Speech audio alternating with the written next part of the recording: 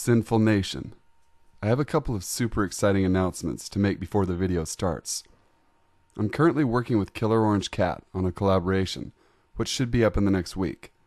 And I'm also collaborating with my favorite narrator in the game, King Spook. And that video should be out in the next couple weeks, give or take. So I'm stoked to work with these two great guys and deliver some of the best videos yet. Let's get to this. When I was 14, I would spend the summer holidays away from school at home. In the small village I lived in, this meant I mainly spent my days on my own while my parents worked, watching TV and playing The Sims. My parents were generally out of the house from 8 a.m. till 5 p.m. I was raised to never answer the door to strangers. However, when I liked to sit in the living room, my chair was next to the window. Anyway, as I could always see people on the street, they could also see me too. One day, I was sat watching daytime TV when I noticed a man walking down our street. As our street is dead end, I normally recognize everyone who walks down it, but I had certainly never seen him before. He was tall, thin, and unshaven. He was wearing a hooded jumper with the hood up, sleeves rolled down, revealing tattoos on his arms. He was carrying a large duffel bag and looking closely at each house as he passed. As I was sat watching him, I was clearly in full view of him too. He started to pass our house, and when he saw me, he smiled and turned to come up our short drive. He came up to our front door and knocked. I knew I shouldn't answer the door to someone that I didn't know, but he had seen me, and at 14, I was afraid of being rude to an adult. So I obediently went and opened the door a crack. I peeked around the door and said hello. As he spoke, he pulled the duffel bag around to the front of his body and asked me if my parents were home. At this point, I thought he would probably leave if I said no, but instead, he stepped towards the door and unzipped the bag. Well, the thing is, I've just got out of prison. I want to do the right thing, you know? It's so hard to find a job, so I'm trying to sell some things. He started pulling towels, handkerchiefs, and other junk out of his bag. The word prison made my heart skip, and I quickly mumbled something about having no money, and then I closed the door. He stood on the step for a minute, still talking to me about being able to help, so I went upstairs and waited for him to leave, which he did. I soon settled back down to watch TV and forgot all about my encounter. At 5 p.m., my parents came home and they took to the TV, so I went up to my room. A little while later, there was a knock at the door. I came onto the landing and peered down as my mom answered. 2 police officers stood on the step. They asked if anyone had called at our house that day. My mom said no one had, and that was when I remembered my visitor from earlier. I came down the stairs and said that actually someone had called. Seeing that I was young, the 2 police officers asked to come inside and talk to me. They asked me to describe the man and the conversation I had with him. They seemed really worried and kept telling me not to worry and to be honest about what had happened. Once I had told them what had happened, they asked to speak to my parents on their own, and then they thanked me and left. I was straight on at my parents, asking what was going on.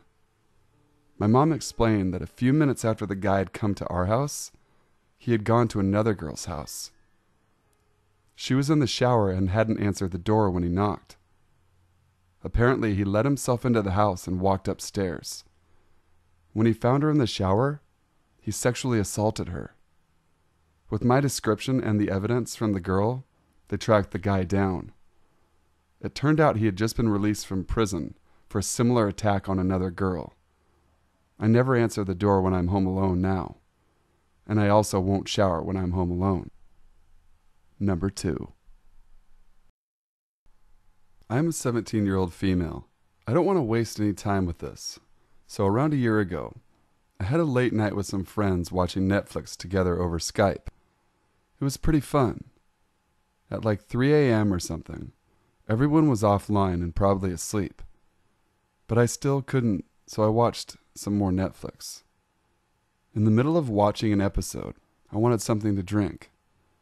I forgot to mention that my parents were on vacation, so nobody was in the house but me. Normally this wasn't an issue, but it just seemed really quiet that night, which is unusual because I live near a main road in a pretty busy city. Anyway, so I went downstairs, and my kitchen and main room have huge windows, and they're super easy to see from the outside, but harder to see from the inside because the lights were on in my house. I started feeling weird. I'm a pretty anxious person in general, so I tried to shrug it off like nothing, but it started to creep me out a lot. And I was pouring myself a drink. I heard footsteps or something from outside. Sure, it could have been an animal or something, but it kept dawning on me that I couldn't see out the windows, and that literally anyone could be staring straight at me right now. I froze for a moment when I noticed a quiet tapping noise from the window. Shivers ran down my spine like ice. It wasn't so much that I was scared, but it was the uncertainty of what the hell it was. That slow, calm tapping. I slowly moved my head. Maybe it was nothing. As I turned to the window, I saw him. He was 6'2", with rough black stubble and bright eyes. But from the window, that's all I could see right there. What the fuck? What the fuck? I start redialing. How long has he been there? How long has he been watching me? Why the hell is he even here? I think he saw me then, because he bolted off like a rabid animal. I think he climbed over the backyard fencing and ran to my front lawn, because he knocked my front door literally half a second later. I started panicking now. This went from a light tapping to a furious knock, and then a banging. He whispers through the door at me, with a rough, gravelly voice. "If you don't call for help and open this door, I won't hurt you." Are you fucking kidding me? What the fuck am I going to do? I started to breathe heavy. I couldn't think straight. This guy wanted to fucking kill me.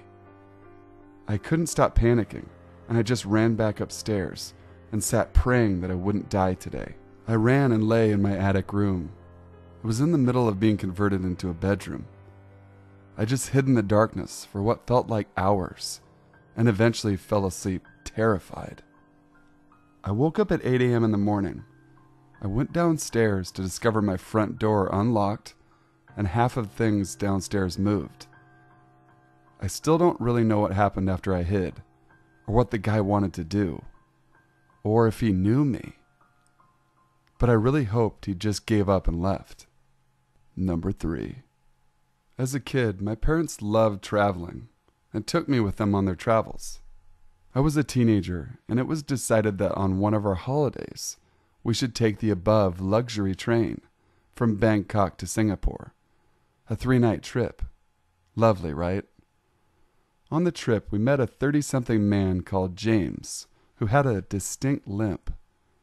He sounded very posh, spoke RP, and immediately attached himself to my parents for some strange reason.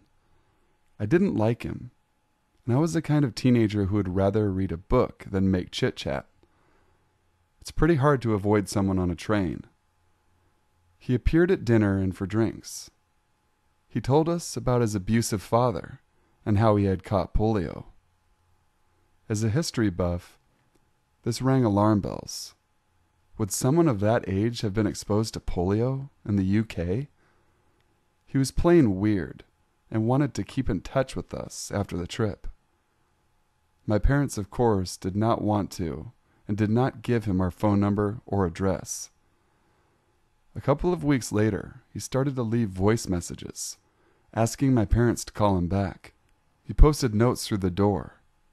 On one occasion, I was home alone, and he appeared at the front door knocking. I didn't answer it.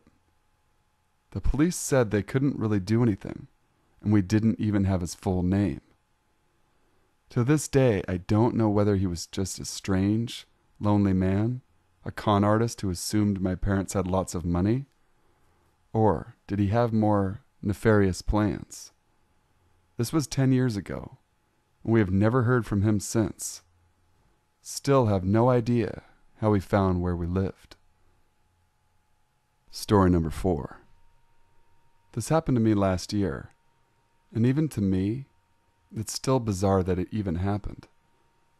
I'd like to start off by saying that I'm keeping myself and the other person anonymous. I've always liked the name Evelyn, so I will call myself that. The main person I am writing about is an actor. The thing is, I'll keep him anonymous too, but not to protect him. I remember how happy I was in the past, not knowing what he really was like as a person, and I wouldn't want to skew anyone else's opinion of him, or make anyone else upset either. So let's call him Daniel. So I'm 22 now, but at the time 21. At the time I'd liked this actor, Daniel, for quite a few years. He was in a few horror movies I'd seen, and I'll admit a few crappy films too. But I saw them just because he was in them. Also at the time, I suffered from pretty bad depression, and I was going through a messy breakup, which I won't go into. It's not really relevant. Anyway, I remember my friend, let's call her Jess, liked Daniel too, and she told me I ought to write him a letter. I felt kind of dumb, like it was something that kids should do, not 21-year-olds. But she managed to convince me nonetheless. How awesome would it be if you get a letter from your favorite actor? The thought made me smile, but I didn't know what to write. So I asked her for help in coming up with something. I told him that I liked his acting roles, his films, and his sense of humor. I still felt silly, and even when I was at the letterbox, I hesitated. Pushing myself, I posted the letter, never ever expecting a reply. No more than a week later, there was a letter for me. I recognized the envelope that I'd written my address on, so Daniel could send me a reply to my letter. Wow! I was so happy, and he sounded so sweet. He wrote that he was very grateful for my letter, and that I'd been very kind to send something in the first place. He'd even decorated the letter with little doodles too, and I couldn't stop smiling. Now, one of the things I did to help me through my depression was Tumblr. I'd used it a lot in the past as a creative outlet, drawing and photoshopping photos I'd taken. Before uploading them, I had a few thousand followers. I posted the wonderful news there, and some of my friends congratulated me. A couple of months later, I was scrolling through Tumblr on a usual day. It was warm and a sunny weekend, and I felt a bit down for having nothing to do, and my parents were out. As I was scrolling through my Tumblr feed, and drifting in and out of daydream about going for a walk, something caught my eye. It was a photograph of Daniel I'd never seen before.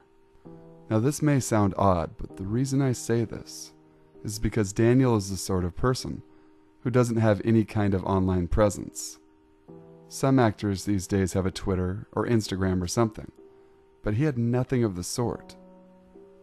Behind the scenes photographs of him were very rare indeed, so I found this odd, but a little exciting. I scrolled down a little more, and noticed that there were photographs he'd taken for himself, and that a friend of mine had reblogged them. I quickly clicked on Daniel's username to see his blog. This gave away that yes, this was him. He got in Tumblr. Thinking back on it now, this was a little odd. I'm 21, and I'm very sure he was aware of that.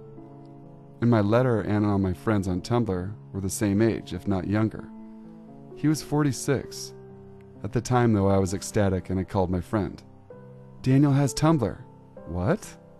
Seriously, check your Tumblr.